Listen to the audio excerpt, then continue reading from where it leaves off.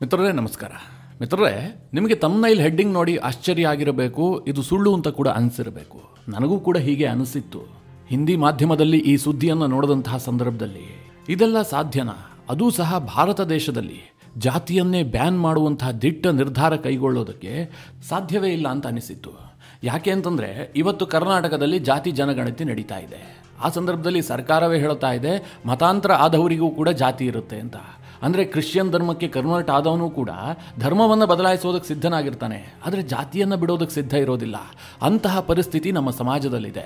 ಈ ಸಂದರ್ಭದಲ್ಲಿ ಉತ್ತರ ಪ್ರದೇಶದ ಯೋಗಿ ಸರ್ಕಾರ ಜಾತಿಯನ್ನೇ ಬ್ಯಾನ್ ಮಾಡಿಬಿಟ್ಟಿದೆಯಾ?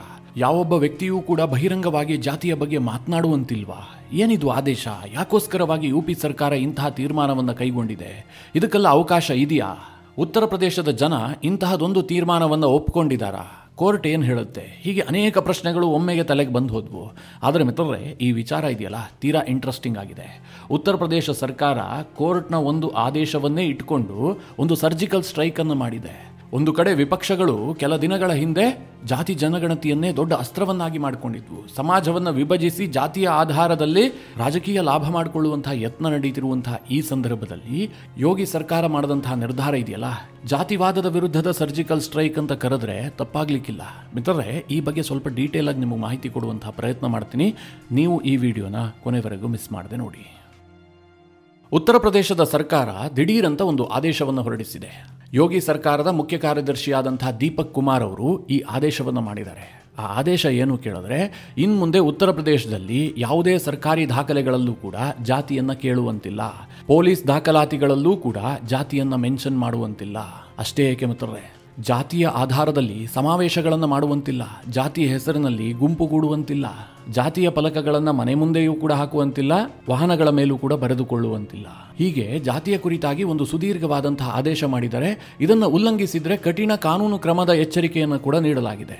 ಈ ಆದೇಶ ಬರೋದಕ್ಕೆ ಕಾರಣ ಏನು? ದಿಢೀರಂತ ಯೋಗಿ ಸರ್ಕಾರ ಜಾತಿ ವಿಚಾರ ಕೈ ಹಾಕಿದ್ದಾದ್ರೂ ಯಾಕೆ ಅನ್ನುವಂತಹ ಪ್ರಶ್ನೆಗೆ ಅಲಹಾಬಾದ್ ಹೈಕೋರ್ಟ್ ಇತ್ತೀಚೆಗೆ ಒಂದು ತೀರ್ಪು ಕೊಟ್ಟಿತ್ತು. ಯಾಕೋಸ್ಕರವಾಗಿ ಪೊಲೀಸ್ನ ದಾಖಲಾತಿಗಳಲ್ಲಿ ವಿಪರೀತವಾಗಿ ಜಾತಿಯನ್ನ ಮೆನ್ಷನ್ ಮಾಡ್ತಾ ಇದ್ರಿ? ಪೊಲೀಸ್ ದಾಖಲಾತಿಯಲ್ಲಿ ಜಾತಿಯ ಅವಶ್ಯಕತೆ ಯಾಕಿರುತ್ತೆ?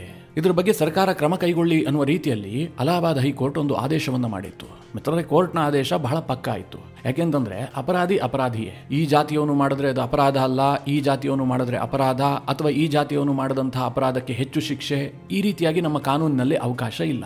ಈ ದೇಶದ ಪ್ರತಿಯೊಬ್ಬ ಪ್ರಜೆಗೂ ಕೂಡ ಒಂದೇ ರೀತಿಯ ಕಾನೂನು ವ್ಯವಸ್ಥೆ ಇರುವಂತಹದ್ದು. ಹೀಗಿರುವಂತಹ ಸಂದರ್ಭದಲ್ಲಿ ಪೊಲೀಸ್ ದಾಖಲಾತಿಗಳಲ್ಲಿ ಜಾತಿ ಯಾಕೆ?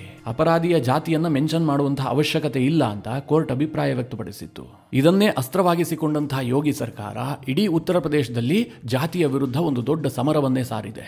ಬರೋಬ್ಬರಿ 10 ಅಂಶಗಳ ಒಂದು ಆದೇಶವನ್ನೇ ಹೊರಡಿಸಿದ್ದಾರೆ. ಮೊದಲನೆಯದಾಗಿ ಸರ್ಕಾರಿ ದಾಖಲಾತಿಗಳಲ್ಲಿ ಹಾಗೂ ಸರ್ಕಾರಿ ಅರ್ಜಿಗಳಲ್ಲಿ ಈ ಜಾತಿಯ ಕಾಲಮ್ ಅನ್ನ ತೆಗೆದುಹಾಕಲಾಗಿದೆ. ಎರಡನೇದಾಗಿ ಪೊಲೀಸ್ FIR ಸಂದರ್ಭದಲ್ಲಾಗಲಿ ಅಥವಾ ಬಂಧನದ ಮೆಮೋಗಳಲ್ಲಾಗಲಿ ಜಾತಿಯನ್ನು ಬಳಸುವಂತಿಲ್ಲ ಅಂತ ಸ್ಪಷ್ಟವಾದ ಆದೇಶ ಮಾಡಲಾಗಿದೆ. ಜಾತಿಯ ಬದಲಾಗಿ ಪೋಷಕರ ಹೆಸರನ್ನ ಬರೀರಿ, ಅಂದರೆ ತಂದೆಯ ಹೆಸರಿನ ಜೊತೆಗೆ ತಾಯಿಯ ಹೆಸರನ್ನ ಕೂಡ ಬರೀರಿ. ಆ ವ್ಯಕ್ತಿಯ ಗುರುತಿಗಾಗಿ ಜಾತಿಯ ಹೆಸರನ್ನ ಮೆನ್ಷನ್ ಮಾಡಬೇಡಿ ಅಂತೇಳಿ ಸರ್ಕಾರದಿಂದ ಸ್ಪಷ್ಟ ಆದೇಶ ಆಗಿದೆ. ಜೊತೆಗೆ ವಾಹನಗಳಲ್ಲಿ ಜಾತಿ ಸೂಚಕ ಪದಕಗಳನ್ನು ಇಮಿಡಿಯೇಟ್ ಆಗಿ ತೆಗೆದುಹಾಕಬೇಕು. ಯಾವುದೇ ಕಾರಣಕ್ಕೂ ಕೂಡ ಈ ಹಿಂದೆ ಬರೆಸಿದ್ರೂ ಕೂಡ ಅದನ್ನು ತೆಗೆದುಹಾಕಬೇಕು, ಮುಂದೆ ಬರೆಸುವಂತಿಲ್ಲ, ಹೀಗಂತ ಆದೇಶ ಮಾಡಲಾಗಿದೆ. ನಮ್ಮಲ್ಲೂ ಕೆಲವರು ಕಾರ್ ಮೇಲೆಲ್ಲ ಬರ್ಕೊಂಡಿರ್ತಾರೆ, ಗೌಡ್ರು, ಗೂಳಿ, ಯಾದವ, ಕುರುಬರು, ಭಟ್ರು, ಶೆಟ್ರು, ಹೀಗೆ ಅನೇಕ ರೀತಿಯ ತನ್ನ ಜಾತಿಗಳನ್ನ ತಮ್ಮ ವಾಹನಗಳ ಮೇಲೆ ಬರೆದುಕೊಂಡಿರ್ತಾರೆ. ಅದನ್ನ ಇಮಿಡಿಯೇಟ್ ಆಗಿ ತೆಗೆದುಹಾಕಬೇಕು ಅಂತ ಯೋಗಿ ಸರ್ಕಾರ ಆದೇಶ ಮಾಡಿದೆ. ಇದಕ್ಕಿಂತಲೂ ಬಹುದೊಡ್ಡ ಆದೇಶ ಏನು ಕೇಳಿದ್ರೆ, ಜಾತಿಯ ಹೆಸರಿನಲ್ಲಿ ಯಾವುದೇ ಸಮಾವೇಶವನ್ನ ಮಾಡುವಂತಿಲ್ಲ. ಹಾಗೆ ರಾಜಕಾರಣಿಗಳು ಕೂಡ ಜಾತಿಯನ್ನ ಉಲ್ಲೇಖಿಸಿ ಭಾಷಣವನ್ನ ಮಾಡುವಂತಿಲ್ಲ. ಇದನ್ನೂ ಸಹ ಸರ್ಕಾರಿ ಆದೇಶದಲ್ಲಿ ಸೇರಿಸಲಾಗಿದೆ. ನನಗನ್ಸುತ್ತೆ ಇದು ಸ್ವಲ್ಪ ಕಷ್ಟದ ಕೆಲಸ ಅಂತ.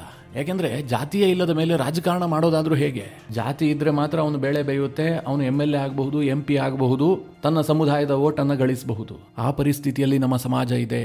ಇಂತಹ ಸಂದರ್ಭದಲ್ಲಿ ಜಾತಿಯ ಸಮಾವೇಶ ಮಾಡುವಂತಿಲ್ಲ, ಜಾತಿಯನ್ನು ಉಲ್ಲೇಖಿಸಿ ಭಾಷಣ ಮಾಡುವಂತಿಲ್ಲ ಅಂತ ಯೋಗಿ ಸರ್ಕಾರ ಮಾಡಿದಂತಹ ಆದೇಶ ಇದೆಯಲ್ಲ, ಇದು ಹೇಗೆ ಕಾರ್ಯರೂಪಕ್ಕೆ ಬರುತ್ತೆ ಅನ್ನುವಂಥದ್ದು ಒಂದು ಪ್ರಶ್ನಾರ್ಥಕ ಚಿಹ್ನೆಯಾಗಿದೆ. ಹಾಗೇನಾದರೂ ಮಾಡಿದ್ದೇ ಆದ್ರೆ, ಈ ಕಾನೂನನ್ನು ಉಲ್ಲಂಘಿಸಿದ್ದೇ ಆದ್ರೆ ಶಿಕ್ಷೆಗೆ ಒಳಪಡಿಸ್ತೀವಿ ಅಂತ ಯೋಗಿ ಸರ್ಕಾರ ಎಚ್ಚರಿಸಿದೆ.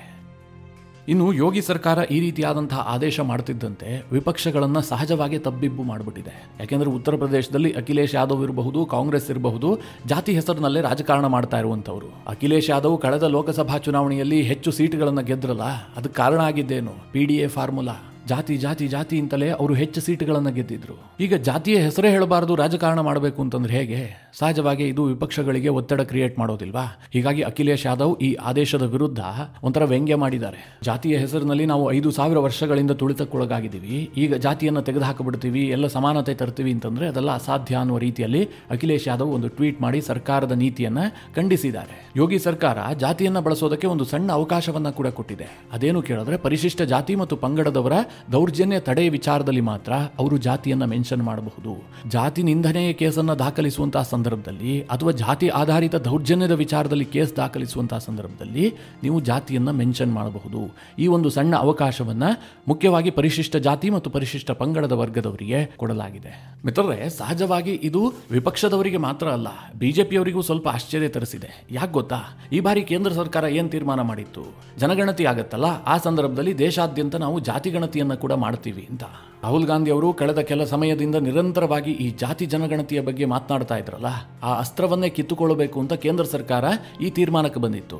ಆದರೆ ಯುಪಿಯಲ್ಲಿರುವಂತಹ ಬಿಜೆಪಿ ಸರ್ಕಾರ, ಅದರಲ್ಲೂ ಮುಖ್ಯವಾಗಿ ಯೋಗಿ ಆದಿತ್ಯನಾಥ್ ಸರ್ಕಾರ ಈ ರೀತಿಯಾಗಿ ಜಾತಿಯ ವಿರುದ್ಧವಾದಂತಹ ಒಂದು ಆದೇಶ ಮಾಡಿರೋದಿದೆಯಲ್ಲ, ಬಿಜೆಪಿಯವರಿಗೂ ಸಹಜವಾಗಿ ಆಶ್ಚರ್ಯವನ್ನು ತರಿಸಿದೆ.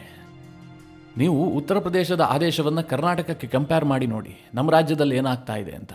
ಸದ್ಯ ರಾಜ್ಯದಲ್ಲಿ ಜಾತಿಯ ಜನಗಣತಿ ಆರಂಭಗೊಂಡಿದೆ. ಜಾತಿಯ ಹೆಸರಿನಲ್ಲಿ ಬಹಳ ದೊಡ್ಡ ಕಿತ್ತಾಟಗಳಾಗ್ತಾ ಇದೆ. ಅವರನ್ನ ಹಿಂದೂ ಧರ್ಮಕ್ಕೆ ಸೇರಿಸಬೇಕಾ, ಮುಸ್ಲಿಂ ಧರ್ಮಕ್ಕೆ ಸೇರಿಸಬೇಕಾ, ಈ ಗೊಂದಲ ಸರ್ಕಾರಕ್ಕಿದೆ. ಜಾತಿ ಜನಗಣತಿಯ ವಿಚಾರ ಬರ್ತಿದ್ದಂತೆ ಕೆಲ ಸಮುದಾಯಗಳು ನಾವು ಹಿಂದೂ ಧರ್ಮದವರೇ ಅಲ್ಲ, ನಮ್ಮದು ಸಪರೇಟ್ ಧರ್ಮ ಅಂತ ಹೇಳ್ತಾ ಇದ್ದಾರೆ. ಅಂದ್ರೆ ಜಾತಿಯ ವಿಚಾರವನ್ನು ಪ್ರಸ್ತಾಪ ಮಾಡದಂತಹ ಸಂದರ್ಭದಲ್ಲಿ ಸಮಾಜದಲ್ಲಿ ಯಾವ ರೀತಿಯಾದಂತಹ ಒಡಕು ಮೂಡುತ್ತೆ ಅನ್ನೋದಕ್ಕೆ ಇದು ಬೆಸ್ಟ್ ಎಕ್ಸಾಂಪಲ್ ಇದ್ದಂತಿದೆ. ಕರ್ನಾಟಕ ರಾಜ್ಯದಲ್ಲಿ ಸದ್ಯ ರಾಜಕಾರಣಿಗಳಿಗೆ ಬೇಕಾಗಿರೋದು ಇದೆ ಅಲ್ವಾ?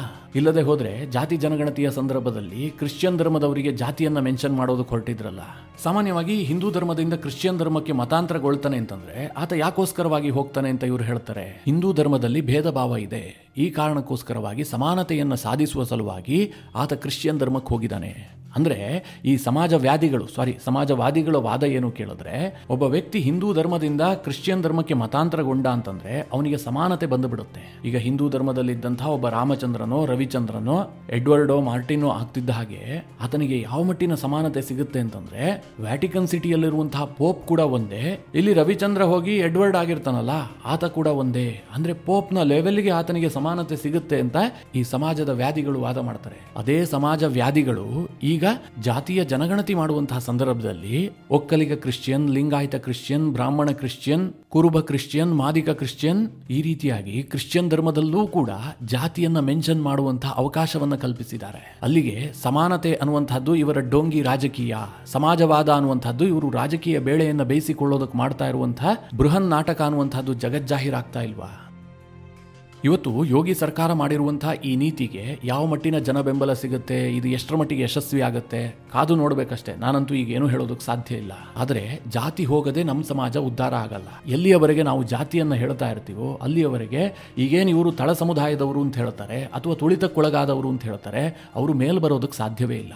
ಒಬ್ಬ IAS ಆಫೀಸರ್ ಆಗಿರ್ತಾನೆ, ಆತನನ್ನ ಹೇಳುವಂತಹ ಸಂದರ್ಭದಲ್ಲಿ ದಲಿತ ಸಮುದಾಯಕ್ಕೆ ಸೇರಿದಂತಹ IAS ಆಫೀಸರ್ ಹೀಗಂತ ನಾವು ಕರಿತೀವಿ.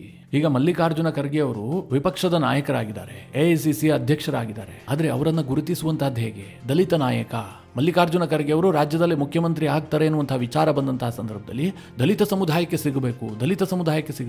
ಹಾಗಾದ್ರೆ ಮಲ್ಲಿಕಾರ್ಜುನ ಖರ್ಗೆ ಅವರು ದಲಿತ ಅನ್ನುವ ಕಾರಣಕ್ಕಾಗಿ ಅವರಿಗೆ ಅರ್ಹತೆ ಇದೆಯೋ, ಅಥವಾ ಅವರು ಇಷ್ಟು ವರ್ಷಗಳ ಕಾಲ ಸಾಂವಿಧಾನಿಕ ವ್ಯವಸ್ಥೆಯಲ್ಲಿ ಶಾಸಕನಾಗಿ ಸಂಸದನಾಗಿ ಕಾರ್ಯನಿರ್ವಹಿಸಿದ್ರಿಂದಾಗಿ ಅವರಿಗೆ ಆ ಅರ್ಹತೆ ಬಂದಿದೆಯೋ? ಸಮಾಜ ಈ ರೀತಿಯಾಗಿ ಯೋಚನೆ ಮಾಡಬೇಕು. ಮೊದಲಿಗೆ ಸರ್ಕಾರದ ಹಂತದಲ್ಲೇ ಈ ಜಾತಿಯನ್ನ ಕೇಳುವಂತಹದ್ದಿರಬಹುದು, ಜಾತಿಯನ್ನ ಪ್ರಮೋಟ್ ಮಾಡುವಂತಹದ್ದಿರಬಹುದು ಕಡಿಮೆ ಆಗಬೇಕು. ನೀವು ದಲಿತ, ಶೂದ್ರ, ತಳ ಸಮುದಾಯದವನು ಈ ಥರ ಹೇಳ್ತಲೇ ಇದ್ರೆ ಆತ IAS ಆಫೀಸರ್ ಆಗಲಿ, IPS ಆಫೀಸರ್ ಆಗಲಿ, ಈ ದೇಶದ ಪ್ರಧಾನಮಂತ್ರಿ ಆಗಲಿ, ಆ ಜಾತಿ ಹಾಗೆ ಉಳಿದಿರುತ್ತೆ. ಮಿತ್ರರೇ, ಇವತ್ತು ಚೈನಾ ನಮಗಿಂತ ಸಾಕಷ್ಟು ಪಟ್ಟು ಮುಂದುವರೆದು ಬಿಟ್ಟಿದೆ. ಅವರಿಗೆ ನಮ್ಮನ್ನು ಹೋಲಿಕೆ ಮಾಡೋದಕ್ಕೆ ಸಾಧ್ಯ ಇಲ್ಲ. ಯಾಕೆ ಹಾಗಾಗಿದೆ ಅಂತಂದ್ರೆ, ಅಲ್ಲಿನ ಕಮ್ಯುನಿಸ್ಟ್ ಸರ್ಕಾರ ಅಲ್ಲೊಂದು ಆ ರೀತಿಯ ವಾತಾವರಣವನ್ನು ನಿರ್ಮಾಣ ಮಾಡಿಬಿಟ್ಟಿದೆ. ಅಲ್ಲಿ ಚೀನಿ ಸಂಸ್ಕೃತಿಗೆ ಅವಕಾಶ ಇದೆಯೇ ಹೊರತು ಅಲ್ಲಿ ಯಾವುದೇ ಸಪರೇಟ್ ಆದಂತಹ ಧರ್ಮ ಆಗಿರಬಹುದು, ಜಾತಿ ಆಗಿರಬಹುದು, ವರ್ಗ ಆಗಿರಬಹುದು, ಇದು ಯಾವುದಕ್ಕೂ ಅವಕಾಶ ಇಲ್ಲ. ಚೈನಾದಲ್ಲಿ ಅತ್ಯಂತ ದೊಡ್ಡದಾದಂತಹ ಕ್ಸಿಂಗ್ಜಿಯಾಂಗ್ ಅನ್ನುವಂಥ ಒಂದು ಪ್ರಾಂತ್ಯ ಇದೆ. ಈ ಹಿಂದೆ ವಿಡಿಯೋ ಮಾಡಿ ಕೂಡ ನಿಮಗೆ ತಿಳಿಸಿದ್ದೆ. ಆ ಪ್ರಾಂತ್ಯದಲ್ಲಿ ಬಹುಸಂಖ್ಯಾತರಾಗಿರುವಂತಹದ್ದು ಮುಸ್ಲಿಮರು. ಆದರೆ ಅವರಿಗೆ ಅಲ್ಲಿ ಚೈನಾ ಸರ್ಕಾರ ಯಾವ ರೀತಿಯಾದಂತಹ ನಿರ್ಬಂಧವನ್ನು ವಿಧಿಸಿದೆ ಅಂತಂದ್ರೆ, ಅವರು ಮುಸ್ಲಿಮರು ಅಂತ ಸಾರ್ವಜನಿಕವಾಗಿ ತೋರಿಸಿಕೊಳ್ಳೋದಕ್ಕೆ ಅವಕಾಶ ಕೊಟ್ಟಿಲ್ಲ. ಅಹಮದ್ದು ಮೊಹಮ್ಮದ್ದು ಅಂತ ಹೆಸರಿಟ್ಕೊಳ್ಳೋದಕ್ಕೂ ಕೂಡ ಅವಕಾಶವನ್ನು ಕೊಡೋದಿಲ್ಲ. ಉದ್ದವಾದಂತಹ ದಾಡಿ ಬಿಟ್ಕೊಳ್ಳೋದಕ್ಕೂ ಅವಕಾಶ ಇಲ್ಲ.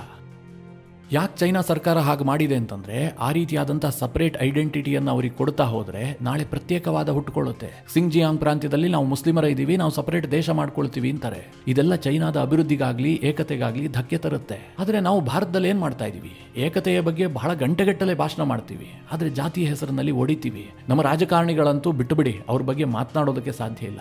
ಚುನಾವಣೆ ಬಂದ್ರೆ ಆ ಪಕ್ಷ ಈ ಪಕ್ಷ ಇಲ್ಲ, ಜಾತಿ ಆಧಾರದಲ್ಲೇ ಟಿಕೆಟ್ ಹಂಚಿಕೆ ಆಗುತ್ತೆ. ಒಬ್ಬ ವ್ಯಕ್ತಿ ಎಷ್ಟೇ ಸಮರ್ಥನಾಗಿದ್ರೂ ಕೂಡ ಆತನಿಗೆ ಜಾತಿಯ ಬೆಂಬಲ ಇಲ್ಲ ಅಂತಂದ್ರೆ ಆತ ಟಿಕೆಟ್ ಪಡೆಯೋದಕ್ಕೂ ಸಾಧ್ಯ ಇಲ್ಲ, ಗೆಲ್ಲೋದಕ್ಕಂತೂ ಸಾಧ್ಯವೇ ಇಲ್ಲ, ಬಿಟ್ಬಿಡಿ. ಯಾಕೆಂದ್ರೆ ನಮ್ಮ ಜನ ಕೂಡ ಅಷ್ಟೇ, ಯಥಾ ರಾಜ ತಥಾ ಪ್ರಜಾ ಅಂತಾರಲ್ಲ ಹಾಗೆ. ಈಗ ರಾಜಕಾರಣಿಗಳು ಅಷ್ಟೆಲ್ಲ ಜಾತಿಯನ್ನ ಪ್ರಮೋಟ್ ಮಾಡಿದ ಮೇಲೆ ಜನ ಕೂಡ ಹಾಗೆ ಯೋಚನೆ ಮಾಡ್ತಾರಲ್ವಾ, ನಮ್ಮ ಜಾತಿಯವನು ನಿಂತಿರ್ಲಿ, ಅವನು ಎಷ್ಟೇ ಭ್ರಷ್ಟ ಆಗಿರ್ಲಿ, ಯಾವ ಕೇಸ್ ಬೇಕಾದ್ರೂ ಆತನ ಮೇಲಿರ್ಲಿ, ಅವನು ಬೇಕಾದ್ರೆ ಸಮಾಜ ಕಂಟಕನೇ ಆಗಿರ್ಲಿ, ಆತನ ಎದುರಾಳಿಯಾಗಿ ಅಂಬೇಡ್ಕರ್ ಅಂತಹ ಒಬ್ಬ ಮಹಾನ್ ವಿದ್ವಾಂಸ ಬಂದು ನಿಂತಿರ್ಲಿ, ನಮ್ಮ ಜನ ಸೋಲಿಸ್ಬಿಡ್ತಾರೆ. ಆ ಮಟ್ಟಿಗೆ ಜಾತಿ ಬೇರೂರು ಇರುವಂತಹ ಈ ಸಮಾಜದಲ್ಲಿ ಯೋಗಿ ಸರ್ಕಾರ ಬಹಳ ದಿಟ್ಟವಾದಂತಹ ಒಂದು ತೀರ್ಮಾನವನ್ನು ಕೈಗೊಂಡು ಸಾರ್ವಜನಿಕವಾಗಿ ಜಾತಿಯನ್ನು ಪ್ರಮೋಟ್ ಮಾಡೋದನ್ನೇ ಬ್ಯಾನ್ ಮಾಡಿಬಿಟ್ಟಿದೆ. ಮುಂದೆ ಇದು ಯಾವ ರೀತಿಯ ಚರ್ಚೆಗಳಿಗೆ ಕಾರಣ ಆಗುತ್ತೆ, ಪರ ಏನಾಗುತ್ತೆ, ವಿರೋಧ ಏನಾಗುತ್ತೆ, ಇದು ಯಶಸ್ಸು ಸಿಗುತ್ತಾ, ಎಲ್ಲವುದನ್ನು ಮುಂದಿನ ದಿನಗಳಲ್ಲಿ ನಿಮಗೆ ವಿಡಿಯೋ ಮಾಡಿ ತಿಳಿಸುವಂತಹ ಪ್ರಯತ್ನ ಮಾಡ್ತೀನಿ. ಈ ವಿಚಾರವಾಗಿ ನಿಮ್ಮ ಅನಿಸಿಕೆ ಅಭಿಪ್ರಾಯಗಳೇನು ಕಮೆಂಟ್ ಮಾಡುವ ಮೂಲಕ ನಮಗೆ ತಿಳಿಸಿ. ಹಾಗೆ ನಿಮಗೆ ಈ ವಿಡಿಯೋ ಇಷ್ಟವಾದರೆ ಲೈಕ್ ಮಾಡಿ. ಜೊತೆಗೆ ನೀವಿನ್ನೂ ನಿಮ್ಮ ನೆಚ್ಚಿನ ಸಂಸ್ಕಾರ ಸೌರಭ ಯೂಟ್ಯೂಬ್ ಚಾನಲ್ನ ಸಬ್ಸ್ಕ್ರೈಬ್ ಮಾಡಿಲ್ಲ ಅಂತಾದರೆ ಈ ಕೂಡಲೇ ಸಬ್ಸ್ಕ್ರೈಬ್ ಮಾಡಿ. ಮುಂದಿನ ಎಲ್ಲ ಅಪ್ಡೇಟ್ಗಳ ನೋಟಿಫಿಕೇಷನ್ಗಾಗಿ ಬೆಲ್ ಐಕಾನ್ ಒತ್ತಿ.